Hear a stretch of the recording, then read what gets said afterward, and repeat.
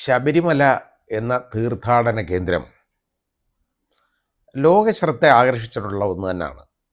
ലോകത്തിൻ്റെ നാനാഭാഗത്തു നിന്നുള്ള ആളുകൾ വരും. ഇന്ത്യയിലെ ഒന്നും എല്ലാ സംസ്ഥാനങ്ങളിൽ നിന്നും ആളുകൾ വരാറുണ്ട്. ഒരുപാട് എല്ലാ മതവിശ്വാസികളും അവിടെ വരാറുണ്ട്. അവിടെ കാരണം അത് അങ്ങനെയുള്ള ഒരു സ്ഥലമാണത്. അതിന് പേര് കേട്ട ഒരു സ്ഥലമാണ്. അത് മതമൈത്രിക്ക് പേര് കേട്ട ഒരു സ്ഥലം, മതസൗഹാർദ്ദത്തിന് പേര് കേട്ട ഒരു സ്ഥലം, ഒരു പുണ്യകേന്ദ്രം, തീർത്ഥാടന കേന്ദ്രം.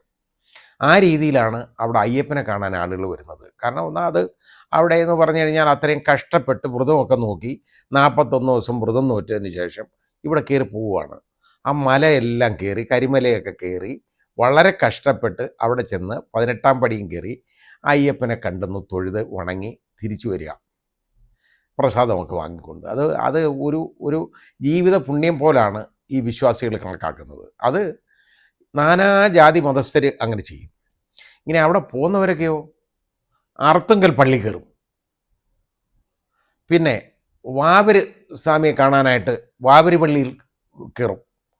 അത് കഴിഞ്ഞാണ് നേരെ അയ്യപ്പനെ കാണാൻ സന്നിധാനത്തേക്ക് പോകുന്നത്. ഇപ്പോൾ ഇവിടെ ഒരു ആഗോള അയ്യപ്പ സംഗമം എന്ന പേരിലുള്ള ഒരു വലിയ മാമാങ്കം നമ്മുടെ സംസ്ഥാന ഗവൺമെൻറ് അങ്ങ് നടത്തി കേട്ടോ.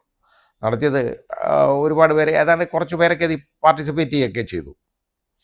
അതിനകത്ത് വേറെ ഒന്നും പറഞ്ഞില്ല. മതമൈത്രിയെക്കുറിച്ചാണ് അവിടെ.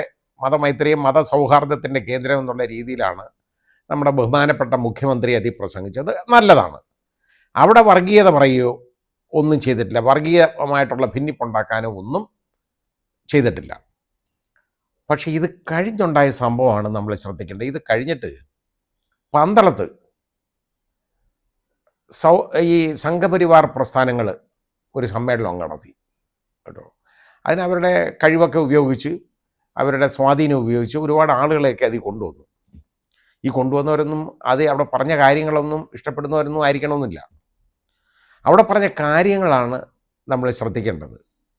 ഒരു സന്യാസി വര്യനെന്നൊക്കെ പറഞ്ഞ ഓരോരുത്തന്മാരിൽ നിന്ന് പ്രസംഗിച്ച പ്രസംഗം എന്ന് പറയുന്നത് ഈ വർഗീയത പറയാനുള്ള ഒരു സ്ഥലമാണോ അത്? ശബരിമല ഈ ഇവർക്കാർക്കും സംഘപരിവാർ പ്രസ്ഥാനങ്ങൾക്കൊന്നും തീരെഴുതി കൊടുക്കാൻ പാടില്ല. ശബരിമല എന്ന് പറയുന്നത് എല്ലാ ജാതി മതസ്ഥരുടെയും ഒരു ആരാധനാ കേന്ദ്രമാണ്, ഒരു പുണ്യ സ്ഥലമാണ്. ആ ശബരിമലയെ സംഘപരിവാർ പ്രസ്ഥാനങ്ങൾക്ക് തീരെഴുതി കൊടുക്കുന്നതിന് വേണ്ടിയുള്ള ഒരു ഒരുക്കമാണ് ഇപ്പം നടന്നുകൊണ്ടിരിക്കുന്നത്. അത് യഥാർത്ഥത്തിൽ അവിടെ പ്രസംഗിച്ചെന്താ? പന്തളത്ത് പ്രസംഗിച്ചത് വലിയ കാര്യമാണ് പറഞ്ഞത്. എന്താണെന്നറിയോ? വാവര് എന്ന് പറയുന്ന ആള് കേട്ടോ ഒരു മുസ്ലിം തീവ്രവാദിയാണ്. ഈ ശബരിമല നശിപ്പിക്കാനായിട്ടാണ് വാവര് വന്നത്. ഇതൊക്കെ ആരെടുത്താ പറയുന്നേ? യവന്മാരെ സ്വന്തമായിട്ട് ചരിത്രം ഉണ്ടാക്കുകയാണ്, ഇഷ്ടം പോലെ എഴുതി വെക്കുകയാണ്.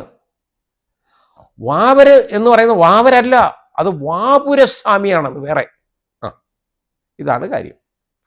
താജ്മഹലിൻ്റെ പേര് താജ്മഹൽ എന്നല്ലെന്നും തേജോ മഹൽ ആണെന്നും പറഞ്ഞവന്മാരാണല്ലോ ഇത്.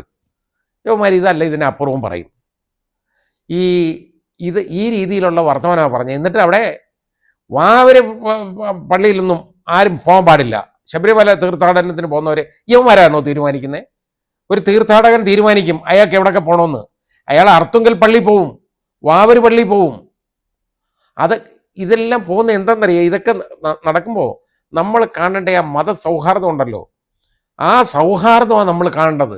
ജനങ്ങൾ തമ്മിലുള്ള, നാനാജാതി മതസ്ഥർ തമ്മിലുള്ള ആ സൗഹാർദ്ദം, അത് നമ്മൾ കണ്ടുകൊണ്ടിരിക്കുമ്പോഴാണ് ഈ വൃത്തികെട്ട വർത്തമാനം വിളിച്ച് പറയുന്നത് എന്തിനാ? മതസ്പർദ്ധ ഉണ്ടാക്കാനാണ്.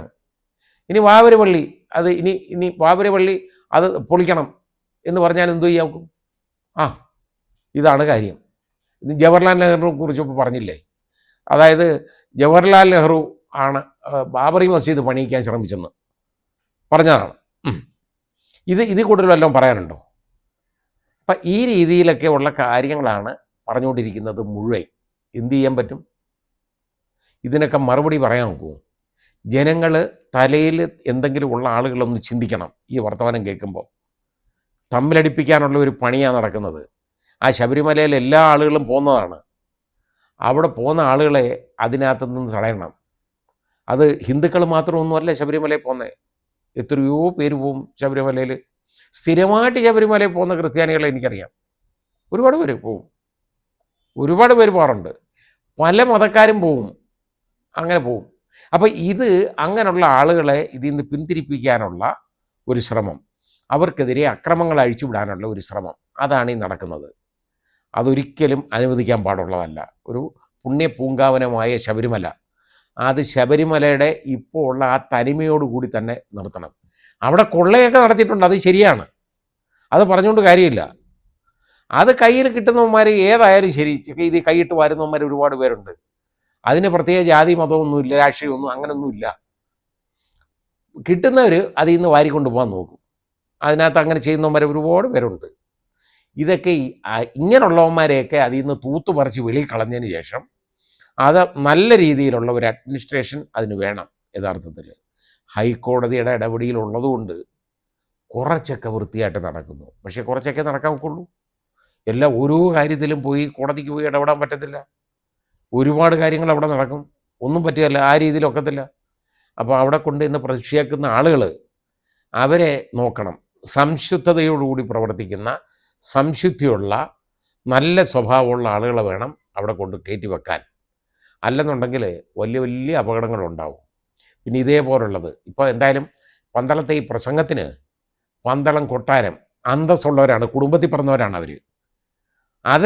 അവർ പ്രതികരിച്ചത് എന്താണ്? അവിടുത്തെ അശ്വതി നാൾ എന്നാണ് രവി വർമ്മ എന്ന് പറയുന്ന നേരത്തെയുള്ള അവിടുത്തെ അഡ്മിനിസ്ട്രേറ്ററായിട്ടിരുന്ന ആൾ, ആ കുടുംബാംഗം, പന്തളത്തെ രാജകുടുംബാംഗം, അദ്ദേഹം പോലീസിൽ പരാതി കൊടുത്തിട്ടുണ്ട് ഈ പ്രസംഗത്തിന്. അത് പോലീസ് നടപടിയെടുക്കണം അതിനകത്ത്, ഇത്രയും വലിയ ഇതുപോലുള്ള പ്രസംഗം നടത്തിയതിന്. അതാണ് വേണ്ടത്. കേസെടുക്കണം, ക്രിമിനൽ കേസെടുക്കണം, FIR ഇട്ട് അന്വേഷിക്കണം.